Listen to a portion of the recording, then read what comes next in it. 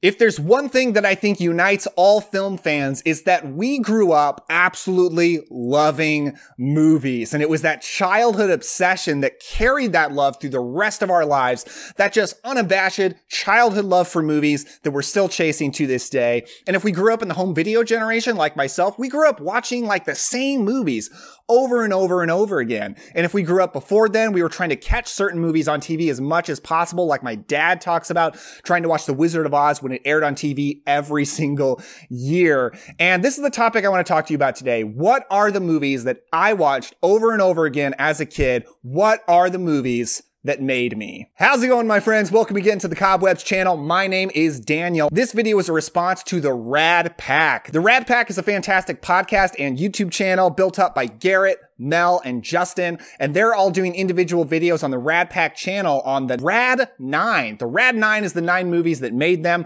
and they put out a challenge to all of their supporters, their audience, to do the same thing. That's what I'm going to do today. Here's my RAD 9. Here's 9 movies that I was obsessed with when I was a kid and just could not get enough of. I have one rule, and that's that I cut out animated movies, and that's just a personal thing because, like, yeah, I grew up in the late 90s, early 2000s, so I watched Pixar movies. Like, of course I watched Pixar movies. So I think this list is just a little bit more interesting than the movies that every kid was watching back then. Something else that's kind of weird about my list is I feel like for most people, maybe not most, but for a lot of people, the movies that they grew up with the most were the movies that came out when they were young. And I've definitely got some of those, but because of my parents and introducing me to a lot of different stuff, I grew up on movies of really all eras, and that really built me into what I am today. But let me know down in the comments, what's your RAD 9? What are the 9 movies that you watched over and over again in your childhood? Let me know down below. And if you have a YouTube channel, do a response video and tag me in it to let me know you did it. Tag the RAD Pack in it. Let's all get to know each other a little bit better and talk about the movies that meant the world to us in our childhood. That's enough of a preamble. Let's boogie and talk about my first pick, which is Dracula. I am Dracula. I bid you welcome. The first movies that I can remember being obsessed with as a kid were the Universal monsters. I could not love the Universal monsters more. Some of my favorite things in the whole world. And I got to thank my dad for introducing these to me because they meant the world to him when he was a kid as well. And I got a bunch of Universal monsters VHS tapes for Christmas one year from my folks. And we spent that Christmas watching Universal monsters movies. It's such a special memory. I had a ton of toys of them as well. I actually did a video on my entire Universal monsters collection. And while Dracula is not my favorite one today, the Wolfman actually is. This is the one I can remember being the most obsessed with as a kid because I absolutely loved the character of Dracula. And to this day, the character of Dracula is my favorite fictional character of all time. Not because of one specific version, but because of all the different versions that have existed in cinema and the novel version. Dracula is just my favorite fictional character. And Bela Lugosi is absolutely the most iconic version without any doubt. He is really what created what our image of Dracula is today. So I really cannot give enough props to Bela Lugosi and how iconic he is in this movie. Dracula is awesome. And this is also kind of a representative pick of all the Universal Monsters films I loved and just classic monster movies like Hammer movies. I loved Hammer as well. At least the 3 Hammer movies I caught on TV and taped onto VHS tapes and also watched over and over again. So a representative pick of classic monster films. But definitely Dracula was the one I had to go with. After the Universal Monsters, the next thing I can remember being obsessed with was Batman. And what kicked off that love for me was Tim Burton's Batman and Tim Burton's Batman Returns. Practically equally as a kid, I wasn't one of those kids that was too scared of the Penguin. I just love this. I love that there's a really good superhero movie that has that 1980s Hollywood feel because I love movies that feel like that. I absolutely love Michael Keaton's Batman. He's to date my favorite actor to play Batman. And Jack Nicholson's Joker also to me, he can't be beat. I think his look is so perfect. The Joker has never looked better. I love that he's a goof and he's funny and he makes jokes. I'm glad you did.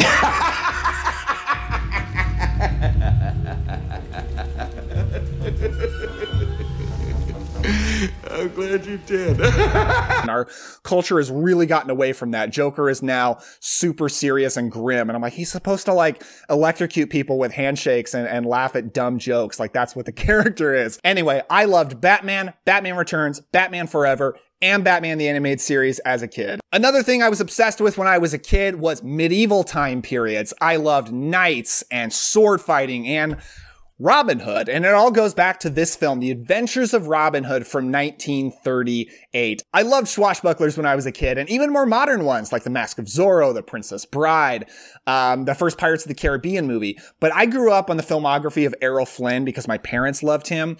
And back then and to this day, my favorite was The Adventures of Robin Hood. I cannot even tell you how much I watched this movie. My whole family watched this movie.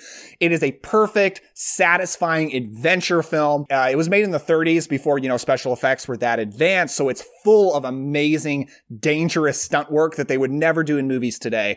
But that's something that makes it extra special.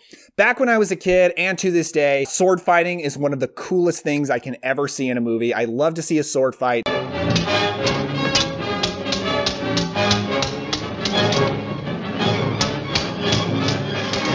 You can't fake a sword fight. You got to have actors who know what they're doing it in front of the camera for real. Watching this movie takes me back to being a kid, being at the craft store with my mom and my little brother, and me and my brother finding those long wooden rods that every craft store has, and sword fighting and pretending to be Robin Hood. So this next movie is not the first movie I can remember seeing in a theater. The first movie I remember seeing in theater was Star Wars Episode 1, The Phantom Menace. But the first movie that I saw in the theater and made a huge impact on me in 2002. I was 9 years old. My dad took my brother and I to see SpiderMan. And I remember so clearly seeing a TV spot for this movie while watching like Saturday morning cartoons. My brother and I are watching it. I'm 9, he's 7. And it comes on at the end of the trailer that it's PG-13. And I was like so disappointed because I'm like, PG-13? My parents aren't going to let me see that. Because I was actually fairly sheltered as a kid from R-rated movies and up to a certain point PG-13. And I was like, I'm so bummed I can't see that movie. And I remember that night, my dad got home from work and he says to my brother and I, hey, I just heard about this new Spider-Man movie. I want to take you guys. And it was like the world had opened up to me. I can't tell you how excited I was. It's as if you've reached the unreachable and you weren't ready for it. And he took us to see Spider-Man. It absolutely rocked my world. I remember he took us to a Kmart or something like that, some store right after. Let me get an action figure. I got an action figure of the Green Goblin. And this movie it meant the world to me, and it still does. I still think it's an incredible superhero film. These movies have so much emotion, so much heart, more humanity than almost any other superhero films have. And it either today or even back then, like these movies are just incredible. Yeah, I just absolutely love Spider-Man. I hate that I have this ugly cover to show you. I wish I had a cooler edition. One of these days, maybe something will come out. Next up is a movie that I owned on VHS tape and watched. I remember I went through a phase where I watched this movie every day. Like, I'm not even kidding you. And that is Jumanji. Man, I love Jumanji. For a lot of kids, the Robin Williams movie of choice was Hook. I liked Hook when I was a kid too, but I was more of a Jumanji guy. And to this day, I think Jumanji holds up better. I rewatched it recently and I actually think it's a really good movie. It's a family movie that's appropriate for kids, but it's also got some dark, serious stuff to it, stuff adults can really get on board with. I think one thing people forget about this movie is it's not a comedic role for Robin Williams. It's actually one of his dramatic roles. He's very good in it, very sympathetic. You really feel for him. Bonnie Hunt is actually more so the comedy relief, and she's really funny in this. It's got a young Kirsten Dunst. I didn't even think just now that I got 2 Kirsten Dunst movies in a row. Is Bring It On next? No, it's not. Jumanji is, I really think, other than some dodgy CGI, holds up really well as a legitimately good, emotionally affecting drama, but also a really good adventure movie. Next up is a movie that meant a lot to me for kind of an interesting reason. I'm excited to tell you about it. And that is Jaws. So when I was a kid, I was obsessed with sharks. I would go to the library and get books and books and books about sharks. I loved them so much, their look. I loved learning about them. And I wanted to see Jaws so bad.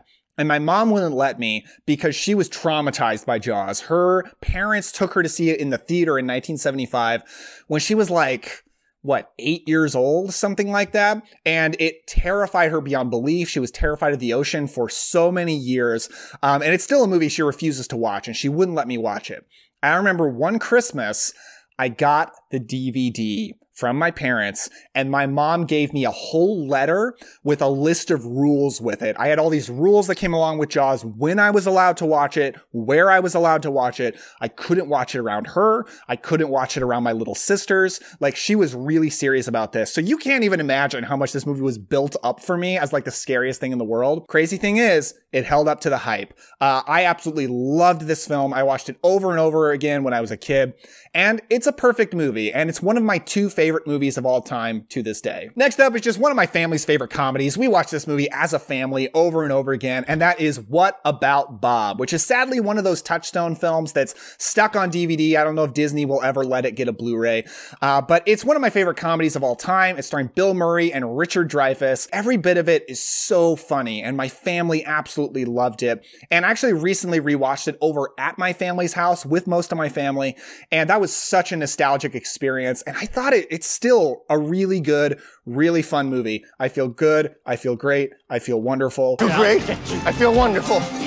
I feel good. What About Bob is awesome. Richard Dreyfuss, he's hilarious in this movie. They are just an amazing pair. I feel like every kid had that one rom-com that for some reason they watched over and over again.